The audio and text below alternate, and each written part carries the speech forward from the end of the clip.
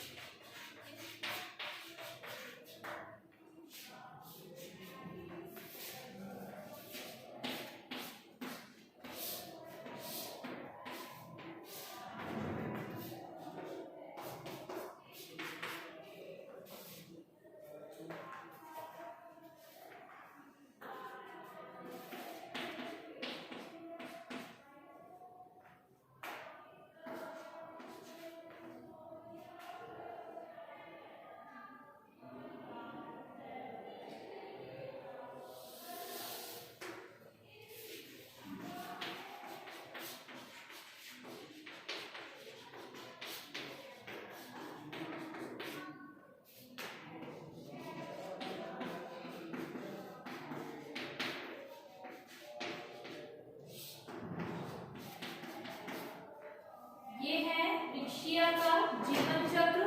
ठीक है, इसमें क्या होता है, हमारे पास कोई थैलस है। ठीक है, थैलस है, उस थैलस में मादा युग्मोद्भिद और नर युग्मोद्भिद दोनों अलग अलग है। मादा युग्मोद्भिद क्या बनाएगी, स्त्री धानी, जबकि नर युग्मोद्भिद पुंधानी से पुमैणु बनाती है। क्या बनाती है, पुमैणु बनाती है। ठीक है, स्त्री धानी और पुमैणु दोनों मिलकर निषेचन की क्रिया करेंगे।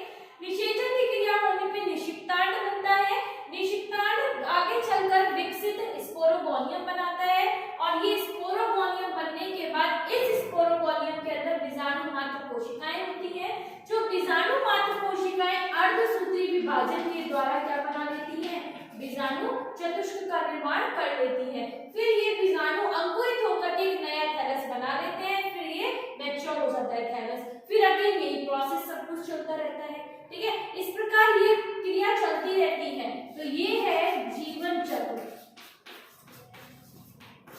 रिक्शिया में, रिक्शिया का जीवन चक्र। इसको बना लीजिए। फिर हम नेक्स्ट टॉपिक स्टार्ट करेंगे, न्यू मार्शिलिया दुनिया के बारे में।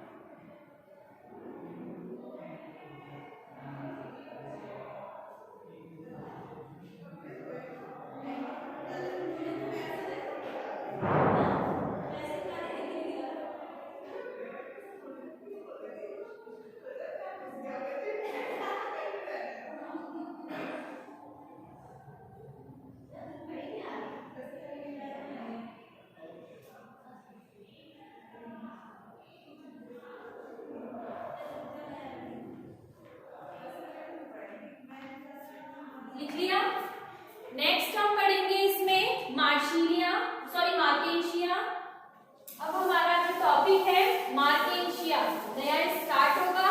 ब्रायोफाइटा है ये भी, ठीक है। रिक्शिया और मार्केंशिया दोनों की दोनों ही ब्रायोफाइट्स हैं। आपके सिलेबस के अंदर जो ब्रायोफाइटा रखे गए हैं, ओनली फॉर 2 ब्रायोफाइट्स रखे गए हैं, ठीक है।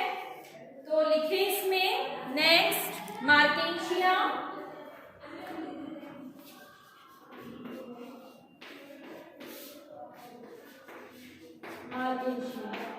सबसे पहले हम किसी भी प्लांट के बारे में जब स्टडी करते हैं तो हम उसके सबसे पहले क्या देखते हैं, क्लासिफिकेशन को देखते हैं, इसकी सिस्टमेटिक पोजीशन देखते हैं। देन फिर हम इसके बाद इसके ऑक्यूरेंस या प्राप्ति स्थल और फिर हम इसके गैमेटोफाइटिक थैलस के बारे में बात करते हैं, ठीक है। तो हम सबसे पहले इसके अंदर मार्केंशिया के अंदर क्लासिफिकेशन को देखेंगे। क्लासिफिकेशन नोट करें, division, class, order, family, genus, species. Division, division हमारे पास क्या है यहाँ पे, ब्रायोफाइटा। क्यों? क्योंकि ये ब्रायोफाइट्स के ग्रुप है, मेंबर्स हैं, ठीक है। क्लास हमारे पास क्या है इसकी, हेप्टिकॉप्सिड्स, हेप्टिकॉप्सिड्स। नेक्स्ट ऑर्डर क्या है, मार्केंशियलेस, मार्केंशिया है तो इसका ऑर्डर क्या होगा, इसी के नाम में एल्स लग जाता है, ठीक है, मार्केंशियलेस। फैमिली क्या है, मार्केंशियेसी, फैमिली में एसी लग जाता है लास्ट में। इसमें क्या होता है, ऑर्डर में हम लास्ट में एल्स लगाते हैं, फैमिली में हम एसी लगाते हैं, ठीक है। तो मार्केंशियेसी, मार्केंशियेसी। जीनस, जीनस हमारा क्या है, वंश क्या है, मार्केंशिया, मार्केंशिया। स्पीसीज हमारी क्या है, पामेटा, क्या है स्पीसीज, पामेटा।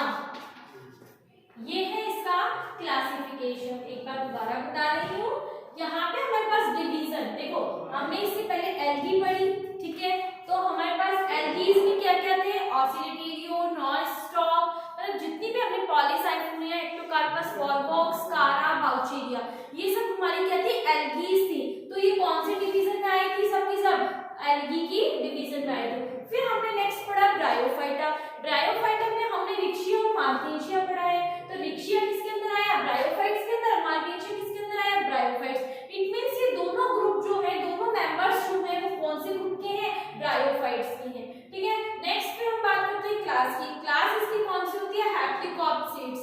फिर है ऑर्डर, ऑर्डर में हमेशा एल्स लास्ट में लग जाता है नाम के, जो हमारी फैमिली का नाम होगा उसके लास्ट में एल्स लगा देते हैं, मार्केंशियलेस, ठीक है। फैमिली मार्केंशियेसी, एसी लग जाता है।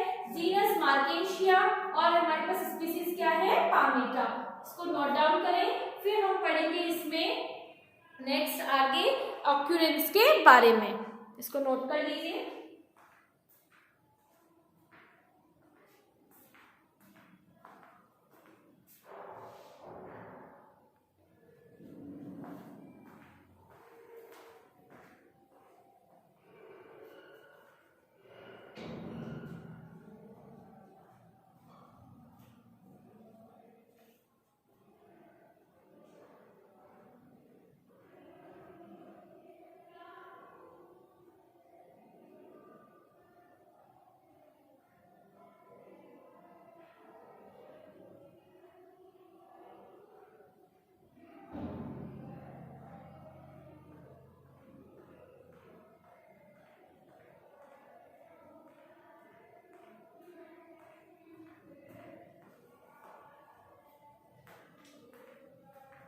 लिख लिया। नेक्स्ट आ लीजिए प्राप्ति स्थल। नेक्स्ट टॉपिक है प्राप्ति स्थल कि मार्केंशिया को सबसे पहले कहां से प्राप्त किया गया है, ठीक है, इसके बारे में भी हमें पता होना चाहिए। तो लिखिए इसमें मार्केंशिया नमी और ठंडे स्थानों पर पाया जाता है। यह नदी के नम किनारों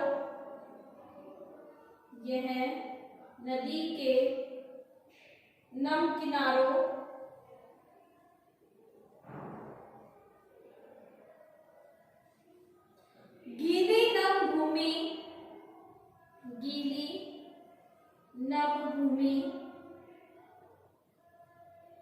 झरनों से गिरते जल वाली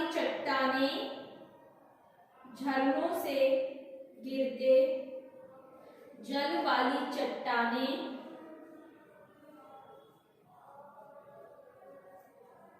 दलदलीय क्षेत्र,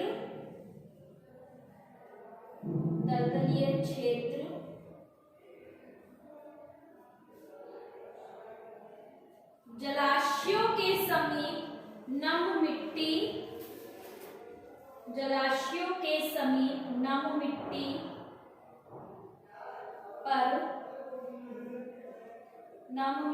पर बहुतायत से पाए जाते हैं। मार्केशिया पाल्मेटा भारत में सबसे अधिक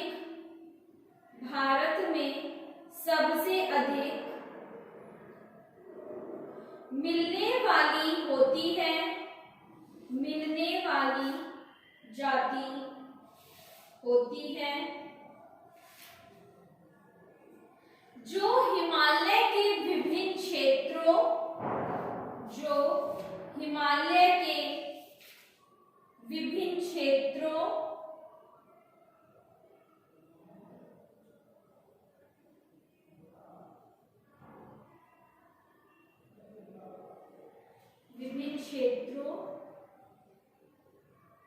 कश्मीर, पंजाब,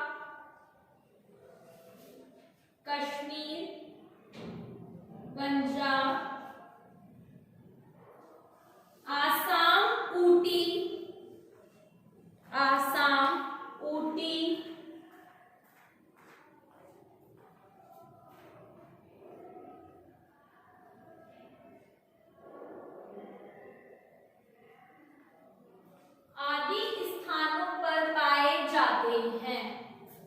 आदि स्थानों पर पाए जाते हैं।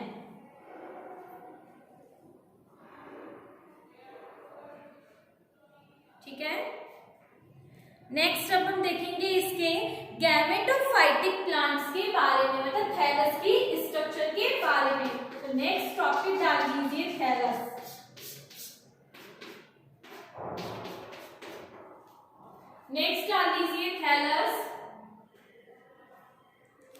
थैलस में लिखें मार्केशिया का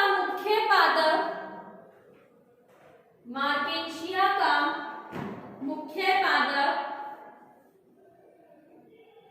युग्मोद्भिद होता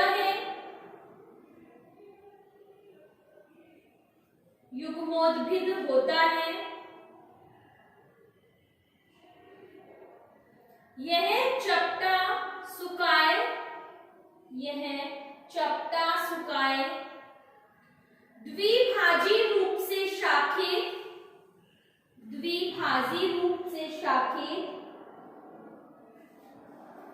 पृष्ठधारी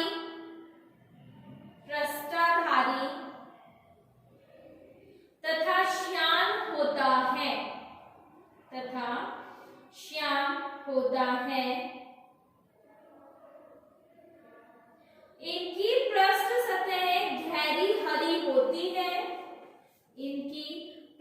सतह गहरी हरी होती है। सुकाए के मध्य में एक खांच पाई जाती है।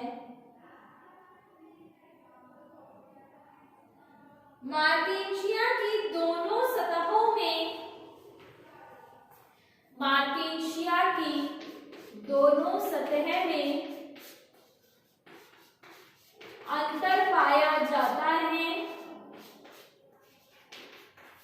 अंतर पाया जाता है। पहली डाल लो अपाक्ष सतह। हम पहले पढ़ेंगे अपाक्ष सतह के बारे में, फिर हम पढ़ेंगे उपाक्ष सतह के बारे में। इसको हम बोलते हैं डॉर्सल सरफेस और इसको हम बोलते हैं वेंट्रल सरफेस। जो हमारी लीफ का ऊपरी वाला पार्ट होता है, ठीक है, वो हमारा होता है डॉर्सल सरफेस। तो ऐसे ही हमारे मार्केशिया में जो सबसे ऊपर वाला पार्ट है वो होगा डॉर्सल सरफेस और जो नीचे वाला भाग होगा, नीचे की साइड वाला तल, वो होगा हमारा वेंट्रल सरफेस। तो हम बात करेंगे फर्स्टली डॉर्सल सरफेस की। तो डॉर्सल सरफेस टॉपिक डाल लीजिए और लिखें इसमें गहरे हरे रंग की अपाक्ष या डॉर्सल सरफेस होता है, अपाक्ष या डॉर्सल सरफेस होता है।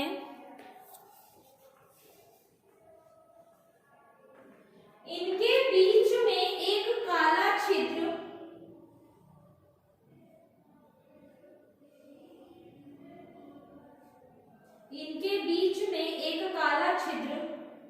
पाया जाता है।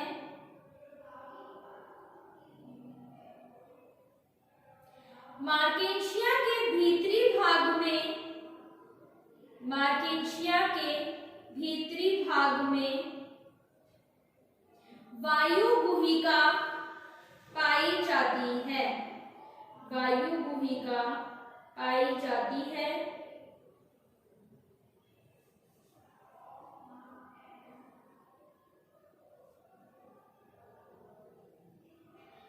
मध्य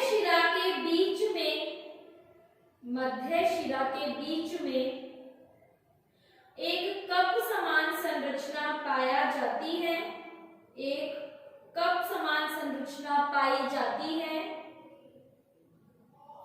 जिसे गैमा धानी कहते हैं, जिसे गैमा धानी कहते हैं। इनके किनारे दंत समान होते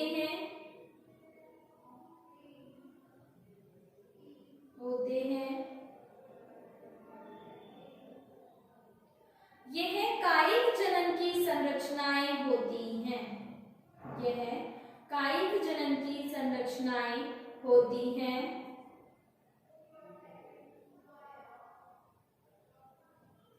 अपाक्ष सतह पर लैंगिक जनन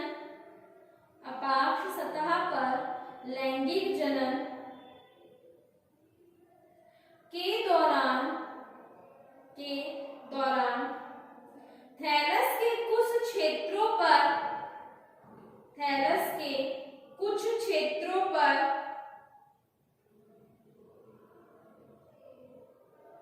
ऊर्ध्व शाखाएं निर्मित होती हैं, ऊर्ध्व शाखाएं निर्मित होती हैं।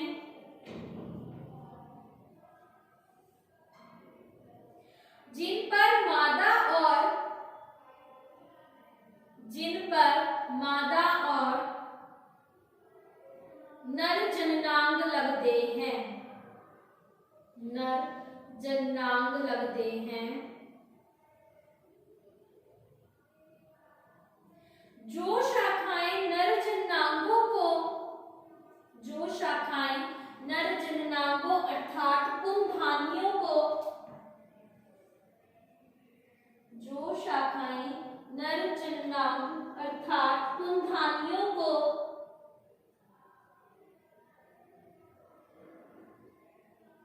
धारण करके रखती हैं, वह पुंधानीधर कहलाती है, वह पुंधानीधर कहलाती है।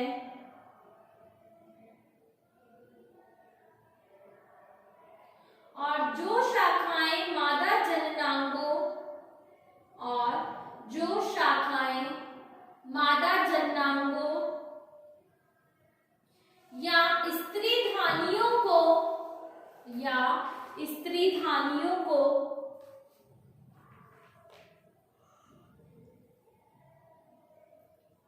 धारण करके रखती हैं, वह स्त्रीधानी धर कहलाती है।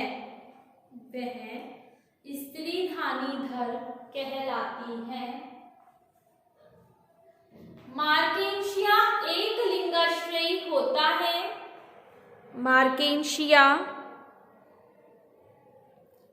एक लिंगाश्रयी होता है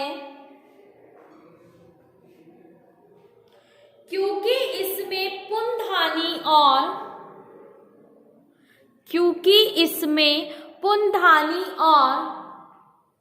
स्त्रीधानी अलग अलग शाखाओं पर लगती हैं।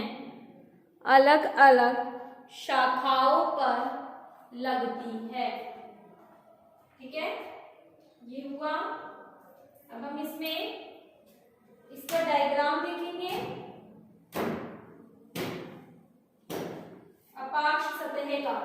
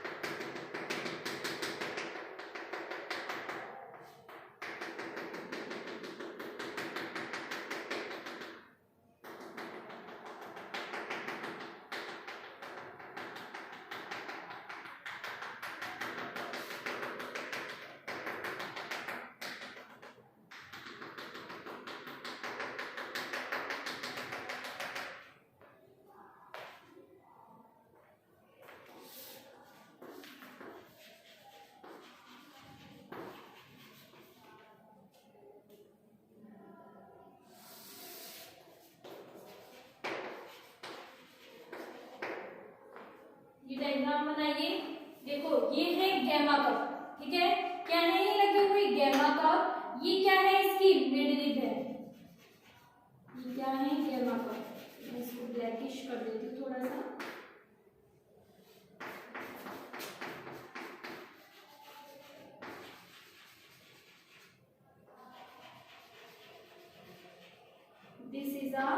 गैमा। ये है राइजोइड्स। राइजोइड्स का वर्क होता है, राइजोइड्स का क्या वर्क होता है, इसको सरफेस से चिपका करके रखने का, जैसे रूट का होता है, ठीक है, धरातल से इसको अटैच करके रखते हैं राइजोइड्स। ये गैमा कप हो गया, ये मध्यशिरा हो गई। ये डायग्राम बनाओ। ये जो डायग्राम आपका है ये डॉर्सल सरफेस है। कौन सी सरफेस है? डॉर्सल सरफेस या अपाक्ष सतह है, डॉर्सल सरफेस। ये डायग्राम बना लीजिए। फिर हम पढ़ेंगे नेक्स्ट वेंट्रल सरफेस के बारे में नेक्स्ट क्लास के अंदर, ठीक है। आज का टॉपिक अपना यही कंप्लीट होता है। नेक्स्ट क्लास में हम पढ़ेंगे वेंट्रल सरफेस के बारे में। Thank you.